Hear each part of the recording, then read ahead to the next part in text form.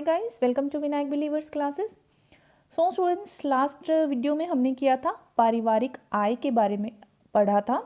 सो आज हम पढ़ेंगे पारिवारिक व्यय के बारे में, क्या होता है ये। सो चलिए विदाउट वेस्टिंग टाइम हम स्टार्ट करते हैं हमारा वीडियो आज का। और अच्छा लगे सो लाइक शेयर सब्सक्राइब करना नहीं भूलिएगा। सो चलिए स्टार्ट करते हैं हमारा आज का वीडियो। पारिवारिक व्यय, यहाँ पर आपके आएगा पारिवारिक व्यय। देखिए व्यय क्या होता है। पारिवारिक व्यय, जो भी चीज़ हम पैसा कमाने के लिए कोई भी काम करते हैं, प्रयास करते हैं, अर्थोपार्जन करते हैं, वो क्यों करते हैं? ताकि आवश्यकताओं की पूर्ति हो सके, ठीक है, और हमें संतुष्टि मिल सके। सो धन खर्च करके परिवार जो भी विभिन्न आवश्यकताओं की पूर्ति करता है और अपनी संतुष्टि प्राप्त करता है, सो फिर वो क्या करता है, चीज़ें खरीदता है, अपनी आवश्यकताएं पूर्ति होती हैं उनकी। सो वो होता है आपके पारिवारिक व्यय। जैसे टीवी खरीदना, फ्रिज खरीदना, बच्चों की स्कूल फीस भरना, कपड़े खरीदना, मकान का रेंट देना, बिजली फ़ोन बिल, ये सब चीज़ें क्या होती हैं, ये एक्सपेंडिचर होता है, फैमिली एक्सपेंडिचर जिसको बोलते हैं।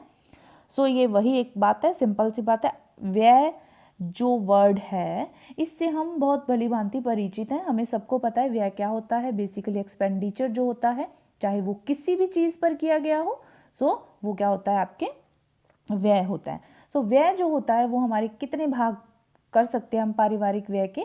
पारिवारिक व्यय के हम कर सकते हैं दो भाग। दो भागों में होता है पारिवारिक व्यय। फर्स्ट होता है आपके उपभोग व्यय और दूसरा आपके इसके अंदर आ जाता है बचत। सो आगे हम बचत पढ़ेंगे, पहले हम पढ़ेंगे उपभोग व्यय के बारे में। उपभोग क्या होता है? बेसिकली जिन चीज़ों का हम यूज़ करते हैं, ठीक है, जैसे उपभोग हेतु विभिन्न आवश्यक सामग्री का पर खर्च करना, मीन्स कि हमें यूज़ करने के लिए जो भी चीज़ पर हम खर्च करते हैं, मीन्स कि हमने कपड़े पर खर्च किया, हमें उसका यूज़ करना है, तो वो क्या हो गया, उपभोग करना। यानी कि किसी भी चीज़ का उपभोग करना, वो हो गया आवश्यक सामग्री पर खर्च करना। मीन्स कि उपभोग, कोई भी चीज़ को यूज़ करने के लिए जब हम उस पर पैसा खर्च करते हैं, व्यय करते हैं, तो वो होता है उपभोग व्यय। ठीक है, सिंपल सी बात है। आई होप आपको समझ में आ रहा होगा, कोई प्रॉब्लम नहीं है, इजी टॉपिक है ये भी, कोई मुश्किल बात नहीं है। जैसे कि घर भोजन पर व्यय करना, वस्त्र पर, या फिर घर पर, यानी एक ये तो एक सिंपल सा एक एग्जाम्पल दिया गया है कि उपभोग व्यय ये होता है किसी भी चीज़ पर खर्च करना पैसा। ठीक है, उपभोग व्यय के बारे में अगर बात करें तो उपभोग व्यय 3 प्रकार के होते हैं, जिसमें आपके फर्स्ट आ जाता है निश्चित व्यय। ठीक है, निश्चित व्यय क्या होता है? निश्चित समय पर जो रिपीट होता है, ठीक है, वो होता है आपके निश्चित व्यय। मीन्स कि आपको पता है कि इतने टाइम के बाद आपको ये फिर से काम करना है, आपको फिर से यही इस चीज़ पर व्यय करना है। लाइक बिजली बिल जो आपके 1 मंथ में आता है या 2 मंथ्स में आता है, तो हमें पता है कि ये बिजली बिल हमको भरना है, निश्चित समय के बाद ये हमें भरना ही है। तो निश्चित समय के बाद ये इस चीज़ पर हमारा व्यय जो है, हमारा एक्सपेंडिचर जो है वो होगा ही होगा। सो वो क्या होता है, निश्चित व्यय। जैसे मकान का रेंट देना, मीन्स कि 1 महीने के बाद जब हम रेंट देते हैं मकान का, सो वो होता है आपका। ठीक है, स्कूल फीस, बच्चों की जो मंथली फीस जाती है या क्वार्टरली जाती है, हाफ ईयरली जाती है, तो हमें पता होता है कि इतने टाइम के बाद हमें इस चीज़ पर व्यय करना ही है। सो वो होता है निश्चित व्यय। ठीक है, नेक्स्ट आता है आपके अर्धनिश्चित व्यय। अर्धनिश्चित व्यय कौन से होते हैं? अर्धनिश्चित व्यय में आपके आ जाता है आय व्यय परिस्थिति के अनुसार जो परिवर्तित होते हैं। मीन्स कि आय, मान लीजिए कम आय है तो उस अकॉर्डिंग खर्च करेंगे, ठीक है, और अगर सिचुएशन कहीं ऐसी आ गई है कि आपको उस पर खर्च करना ही पड़ रहा है, तो वो होता है आपके अर्धनिश्चित। मीन्स कि पहले से निश्चित नहीं है, अर्धनिश्चित, आधा निश्चित है और आधा नहीं है, मीन्स कि अर्धनिश्चित हो जाता है ये। ठीक है, इसमें हम बात करें तो अर्धनिश्चित के अंदर आपके आ जाता है, जैसे कुछ एक एग्जाम्पल्स हैं।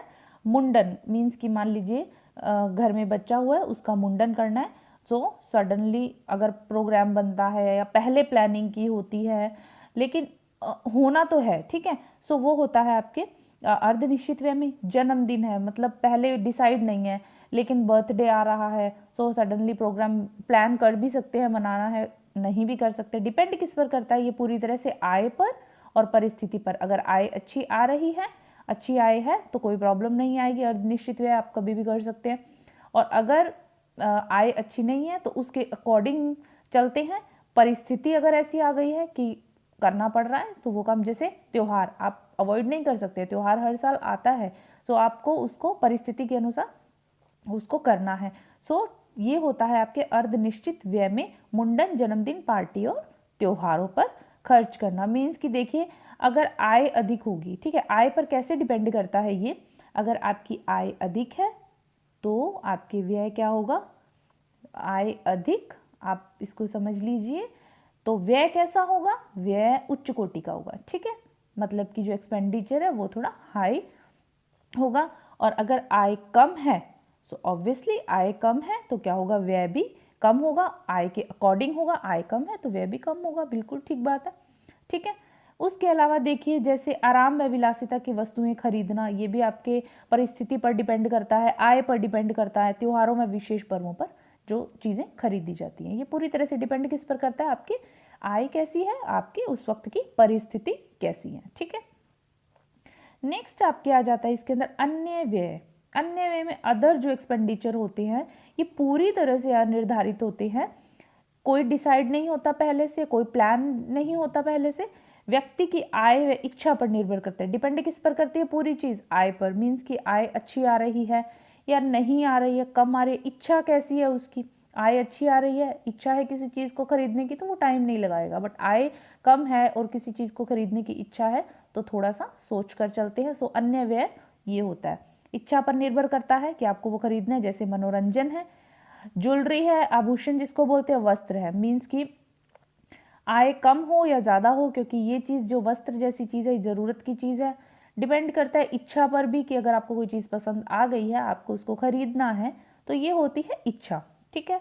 बाकी ये चीज़ें जो आती है अनिर्धारित होता है, मनोरंजन कभी भी प्रोग्राम बन सकता है, ठीक है, कहीं घूमने जाना है ना, पिकनिक पर जाना है, टूर पर जाना है, कोई ट्रिप आप प्लान कर रहे हैं, सो ये आपके मनोरंजन की चीज़ें आ जाती हैं। आभूषण वो आपकी इच्छा पर निर्भर करता है आपको कब खरीदना है, ठीक है। सो ये आपके अन्य व्यय के अंदर आ जाता है, जो कि पूरी तरह से क्या होता है, अनिर्धारित होता है, ये ध्यान रखिएगा। ओके, नेक्स्ट आ जाता है आपके इसमें बचत। बचत क्या होता है आपके, सेकंड जो आपके आता है बचत। फर्स्ट हमने पढ़ा उपभोग व्यय, तीन तरह का होता है, निश्चित व्यय, अर्धनिश्चित व्यय और अन्य व्यय। नेक्स्ट बचत। बचत क्या होता है, उपभोग करने के बाद, मीन्स कि हमारी आवश्यकताएं पूरी होने के बाद जिन चीज़ों पर हमें एक्सपेंडिचर करना है उन पर एक्सपेंडिचर खत्म होने के बाद जो शेष राशि बचती है, आय जितनी थी उसमें से हमने एक्सपेंडिचर निकाल दिया, ठीक है, एक्सपेंडिचर निकालने के बाद जो इसमें से धनराशि शेष बची वो क्या होती है, आपके बचत हो जाती है, ठीक है। और बचत करते क्यों हैं, वो बचत आप करते हैं भविष्य की आवश्यकताओं के लिए, आवश्यक है और सुरक्षित होती है। बचत क्यों करते हैं, फ्यूचर में आपको सडनली कोई भी चीज़ की ज़रूरत पड़ गई, मान लीजिए कोई भी घर के अंदर कोई मिस हैपनिंग हो गई है, या कोई ऐसा प्रोग्राम करना है, किसी की शादी करनी है, बच्चों के हायर स्टडीज़ के लिए चाहिए होता है, सो ये भविष्य की आवश्यकताओं के लिए बचत बहुत ज़रूरी होती है। सो बचत का ये मतलब है, और सुरक्षित होती है। बचत सुरक्षित क्यों होती है, क्योंकि अगर सडनली हमें पैसा चाहिए, कुछ ऐसा हो गया है कि हमें उसी वक्त पैसा चाहिए, तो भविष्य के लिए जो हमने बचत की थी वो हमारे उस वक्त काम आ जाती है, ठीक है। उत्पादक रूप में होती है, ठीक है। उत्पादक रूप में कैसे होती है, आप जो सेविंग करते हैं उसका आपको, चाहे आपने वो किसी भी जगह पर सेविंग की हो, पोस्ट ऑफिस में की हो, ठीक है, आपने बैंक में की हो, कहीं पर भी सेविंग की हो, सो वो आपके उत्पादक रूप में, मीन्स कि आपको उसके ऊपर क्या मिलता है, आपको इंटरेस्ट मिलता रहता है।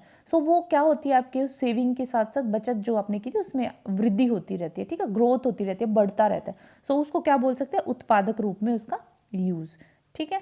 ये होता है आपके बचत। ओके, नेक्स्ट आ रहा है आपके बजट। क्या होता है, देखिए बजट होता है किसी निश्चित अवधि से पूर्व अनुमानित आय व्यय का विस्तृत ब्यौरा।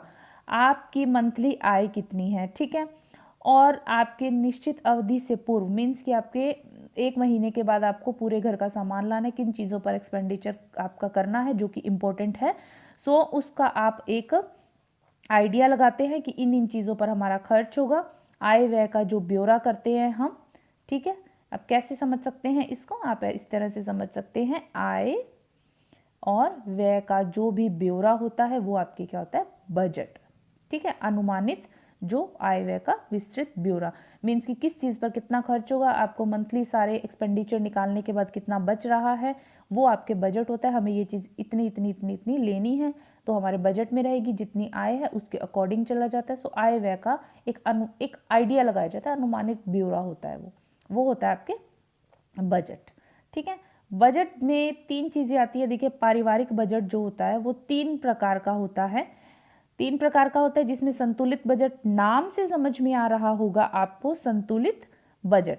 संतुलित बजट के अंदर आप कैसे समझ सकते हैं, देखिए अनुमानित आय जो होती है आपके, अनुमानित आय इक्वल टू प्रस्तावित व्यय, मीन्स कि जितनी आपने आइडिया लगाया कि आपके इतनी आपकी आय है और आपका जो व्यय है वो बराबर में चल रहा है। प्रस्तावित व्यय, जितना भी आपको व्यय आपने किया, एक्सपेंडिचर किया जिन भी चीज़ों पर, सो वो दोनों चीज़ें बराबर रहती है। मीन्स कि आपको उसमें से कुछ बचा नहीं है, लेकिन आपको कहीं से एक्स्ट्रा भी लेकर अपनी आवश्यकताओं की पूर्ति नहीं करनी पड़ रही।